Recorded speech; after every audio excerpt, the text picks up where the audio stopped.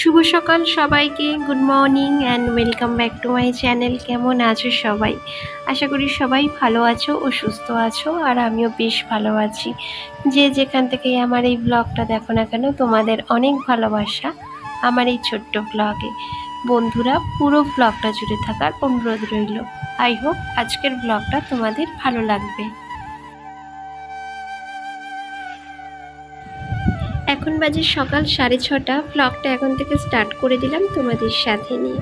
আর বাইরে না এখনই এত পরিমাণে একটা রোদ্দুর উঠেছে যে বলার মতো নয়। মানে ভোরের দিকে না একটু বৃষ্টি হয়েছিল, কিন্তু তারপরে জানলা খুলে দেখি যে এত রোদ্দুর উঠেছে যেন মনে হচ্ছিল 8টা বেজে গেছে। তারপরে তাড়াহুড়ো করে উঠে দেখি ওমা, এ তো 6:30 বাজে সবে। তো যাই হোক, ঘুম থেকে উঠে যেহেতু পড়েছি, কাজকর্ম শুরু করে দিই।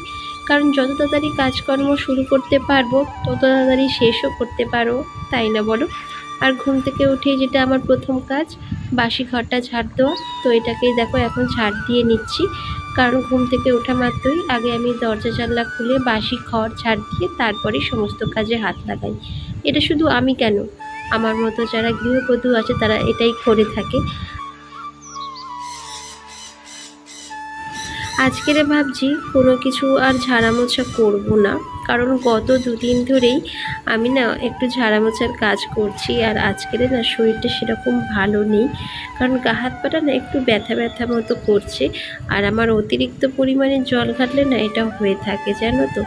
তো ভাবছি 2 দিন রেস্ট করি, তারপরে আবার কাজ শুরু করব, মানে ঝাড়া মোছার কাজগুলো আবার শুরু করব। আর এই যে দেখো, ঘরটা ঝাড় দিয়ে একেবারে চলে আসলাম মুখ ধুতে, কারণ ওইদিকে আমার বড় ঘুম থেকে উঠে গেছে, আর তার সাথে উঠে গেছে আমার ছেলে। তো একটু চা বসাবো, তারপরে সমস্ত কাজকর্মগুলো এক এক করে সারবো। আর আজকের এই টুকিটাকি কাজকর্ম তোমাদের সাথে শেয়ার করব, মানে সব কিছু আর একটা ব্লগে শেয়ার করব না, তাহলে অনেকটা বড় ব্লগ হয়ে যায়, আর তোমাদের তো দেখতেও ভালো লাগে না। তাই জন্য ভেবেছি যে যে ব্লগটাই তৈরি করি না কেন, বা বানাই না কেন, বা আপলোড দিই না কেন, সেটাকে একটু শর্ট করে একটু সুন্দর করে তোমাদের সামনে প্রেজেন্ট করব, যাতে তোমাদেরও দেখতে ভালো লাগে আর আমারও একটু সময়ের আমারও একটু সময়টা বাঁচে। আচ্ছা বন্ধুরা, তোমরা একটু কমেন্ট করে জানিও তো যে তোমাদের কি আমার ব্লগ একঘেয়েমি লাগছে? তো সেটা কিন্তু অবশ্যই কমেন্ট করে জানিও, তাহলে আমি চেষ্টা করব প্রতিনিয়ত তোমাদের সামনে নিত্য নতুন ভিডিও উপস্থাপনা করার। আর তোমরা কমেন্ট করে না বললে আমি তো সেটা বুঝতেও পারবো না। আর যেহেতু এটা আমার ডেলি ভ্লগের চ্যানেল, আমাকে তো ডেলি ভ্লগ বানাতেই হবে, মানে বাড়িরই ভিডিও বানাতে হয়। তাই জন্যই বলছি, যদি তোমাদের ব্লগের মধ্যে কিছু চেঞ্জিং মনে হয় তাহলে অবশ্যই কিন্তু আমাকে কমেন্ট করে জানিও। আর এই যে দেখো, ছেলেকে রেডি করিয়ে দিচ্ছি, এখন বাজে 9:30। তো 9:30 থেকেই আমি না ওকে রেডি করাতে শুরু করে দিই। আর এই যে দেখো, মানে ছেলে আমাকে এত আদর করছে বলার মতো নয়, তাই ওকে আমি একটা আমিও দিয়ে দিলাম। আর খুব ভালো লাগে জানো তো, কারণ যখন ও আমাকে একটু আদর করে তখন যতই সারাদিনের কষ্ট হোক না কেন, ও যে একটুখানি আদর করে আমাকে, সেটাতেই আমি না সব কিছু ভুলে যাই। তো যাই হোক, এখন ওকে দেখো রেডি করিয়ে দিচ্ছি স্কুলের জন্য। আর তারপরে তো আমি নিজেও রেডি হব, আর ওকে স্কুল দিয়ে এসে তারপরে রান্না বান্না ঘরের কাজ টুকিটাকি তো অনেক আছে, সেগুলো এক এক করে তোমাদের সাথে শেয়ার করব। দুর্গাপুজো তো দোরগোড়ায়। তোমাদের কি কারোর শপিং হয়েছে দুর্গাপুজোর? না হয়নি, আমাদের তো কিছুই হয়নি। আর বাইরের পরিস্থিতি যা বন্ধুরা, এখন না কেনাকাটা করতেও মন চায় না। কি আর বলবো, কি জন্য আমি এ কথাটা বললাম তোমরা হয়তো বুঝে গেছো। তো হ্যাঁ বন্ধুরা, এই সমস্ত কারণেই এই বছরের পুজোটা যেন একটু অন্যরকম, যেন সব কিছুই জাস্টিসের উপর নির্ভর করছে। সত্যি আমরা জাস্টিস চাই। তো যাই হোক, এই যে দেখো, এখন একটা কুর্তি পরে নিয়েছি, আর নিজেও একটু চুলটাকে আঁচড়ে নিচ্ছি, কারণ ছেলেকে নিয়ে স্কুলে যাব। আর ছেলের মাথায় একটা টুপি দিয়ে দেওয়ার কারণ, বাইরে না ভীষণ রোদ্দুর। আর আমি যতই ছাতা নিয়ে যাই না কেন বন্ধুরা, ও তো ছাতার মধ্যে থাকে না, সারাটা রাস্তা আমার হাত ছেড়ে আগে আগে হাঁটতে থাকে। তাই জন্যই ওকে টুপিটা আমি মাথায় পরিয়ে দিয়েছি, আবার আসার সময় টুপিটা খুলে আনবো। অনেক বন্ধুরা ভিডিওতে খুব সুন্দর সুন্দর কমেন্ট করো। আমার না দেখে সেগুলো এতটা ভালো লাগে যেন আমার ভিডিও করার ইচ্ছাটা দ্বিগুণ বেড়ে যায়। তো তোমরা না এভাবেই আমাকে একটু সাপোর্ট করে চলো বন্ধুরা, যাতে আমি চ্যানেলটাকে একটু গ্রো করাতে পারি। আর তোমাদের উপর আমার না বিশ্বাসও আছে যে তোমরা আমার সাথে সবসময় থাকবে। আর এই যে দেখো, স্কুল থেকে এসে একেবারে ঢুকে গেছি বাথরুমে, কারণ এত পরিমাণে গরম হচ্ছে যে স্নানটা না সারার আমার তাড়া ছিল। তো যাই হোক, তার আগে দেখো বাথরুমটাকে একটু ভালো করে ঝাড় দিয়ে নিচ্ছি, তারপরে স্নান করব। আর এত রোদ্দুর বাইরে, কি বলবো, ছাতা নিয়ে আর কতক্ষণ, ছাতার তলায় তো শুধু মাথাটা থাকে, কিন্তু পুরো শরীরটা না ঘামতে থাকে, জানো তো। আর আজকের যেহেতু মাথায় শ্যাম্পু দেব, তো সেই কারণে একটু তাড়াহুড়ো করেই স্নান করছি।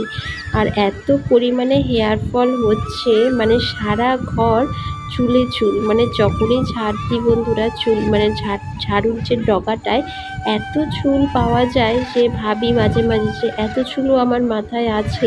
আর এই হারে যদি প্রতিদিন চুল উঠতে থাকে তাহলে তো একদিন পুরো সারা মাথা খালিই হয়ে যাবে আমার। শুনেছি বর্ষাকালে নাকি খুব চুল ওঠে, কিন্তু এত পরিমাণে চুল ওঠে সেটা আমার চুলটা যদি না দেখতে তাহলে না বুঝতে পারতে না। চুল উঠতে উঠতে সামনের চুলগুলো পুরো ফাঁকা হয়ে গেছে। আর কি বলো তো, একটু যত্ন করলে হয়তো চুলগুলো বেঁচে যায়, কিন্তু যে যত্নটা করব সেটাই সময় পাই না। কি বলতো, একটু তেল ঠিকঠাক মতো টাইমে দেওয়া, ঠিকঠাক টাইম মতো শ্যাম্পু করা, তো সিরাম এটা সেটা, একটু হেনা লাগানো, তো অনেক কিছু চুলের প্রোটিনের জন্য লাগে, যেটা আমি না কিছুই করি না। এত তেল এনে রেখেছে আমার বর বাড়িতে, কিন্তু আমি একটাও তেল ইউজ করি না।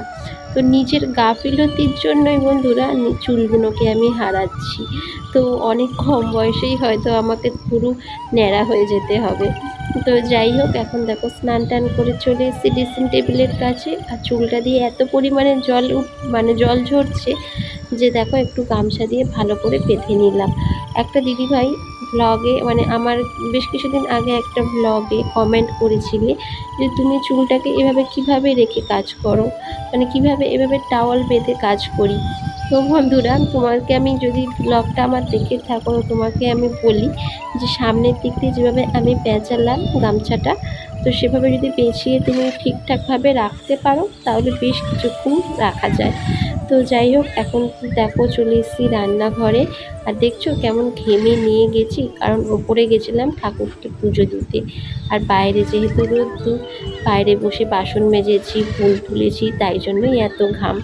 তো এখানে এসে এখন দেখো মশলা করছি, কারণ রান্না বসাবো, সেই কারণে আজকে সেরকম কিছুই রান্না করব না, ডিম রান্না করব। এই যে দেখো, ডিমগুলোকে ভেজে রেখেছি একটা গ্যাসে, আর এইদিকে একটু মশলা কষাচ্ছি। আর আগের দিনকার রয়েছে একটু ডাল, আর ওইদিকে একটু পটল ভেজে নিয়েছিলাম।